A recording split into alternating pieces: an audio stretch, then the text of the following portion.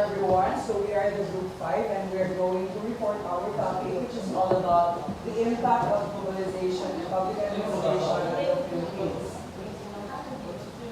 So, but before that, I would like to introduce you to learning objectives of this lesson. So at the end of the discussion, students can be able to define what globalization and public administration, differentiate globalization and public administration, know both positive and negative impact of globalization and public administration on our country's growth and development. So first thing first, I have prepared here two pictures, and what you're going to do is to give your insight or give your idea on how you interpret the image pasted here. So who will be the one to answer?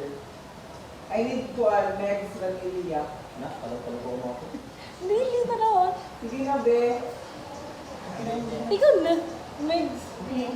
Go, Meg. Magkano? I-edit ka lang mo. Sige na, Mates. Ganito sa book. Oh, thinking na lang. Sige na lang. Bisa-bisa na ka-picture. Go na. Pagpili ka ka. Internet da. Yung pala sila balik-balik daw sa binili. What? Oh, hotspot. Dili. Hotspot. Okay naman.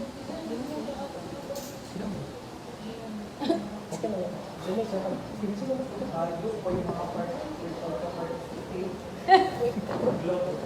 So, first, we are going to Cut. define what Cut mo. globalization is. So, globalization is a term used to describe how trade and technology have made the world into a more connected and interdependent place. Globalization is the process of interaction and integration among people, companies, and governments worldwide. So, we need to say ang globalization daw ay pag-interact or pag-influence ng mga different countries with different different countries from different places.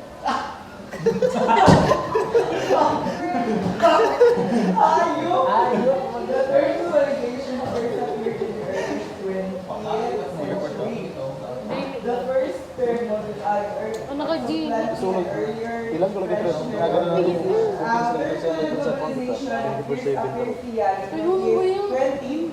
centuries. So, developed its current meaning sometime in the second half of the 20th century and came into popular use in the 1990s to describe the unprecedented international connectivity of the post-Cold War world. So after the World War, na famous ang globalization na term. Kay, kibali na describe ang unprecedented international connectivity. So, its origins can be traced back in 18th and 19th centuries due to advances in transportation and communications technology. So next is we're going to define public administration. So public administration is a field in which leaders serve communities to advance the common good and affect positive change. So meaning ng public administration daw, basta siya ng field na ang mga leaders obliged na mag-serve sa communities to advance the common good and to have a positive change in the society. So public administration is a collective process through which public policy is created and implemented. It is also the subfield of political science that studies this policy process and the structures, functions, and behaviors of public institutions and their relationships with the broader society.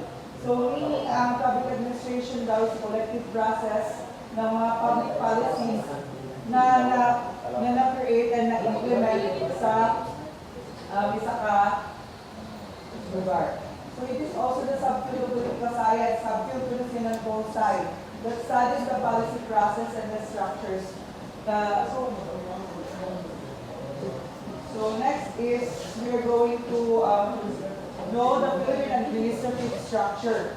So the Philippines is divided into 4 levels of administrative divisions with The lower being defined in the Local Government Code of 1991 as local government units. So the Philippine administrative structure consists of regions, provinces, cities, and barangays. So sa regions are groupings of geographically adjacent LGUs which are established and modified by the President of the Philippines. The Philippines is subdivided into 17 regions. So 8 in Luzon, 3 in the Visayas, and 6 in Mindanao. So here are the regions in the Philippines. So region 1 is Ilocos region, region 2 Cagayan Valley, region 3 Central Luzon, region 4A Calabarzon, region 4B Mimaropa region, region 5 Bicol region, region 6 Western Visayas, region 7 Central Visayas, region 8 Eastern Visayas, region 9 Zamboanga Peninsula, region 10 Northern Mindanao, region 11 Davao region, region 12 Saxargen, region 13 Caraga.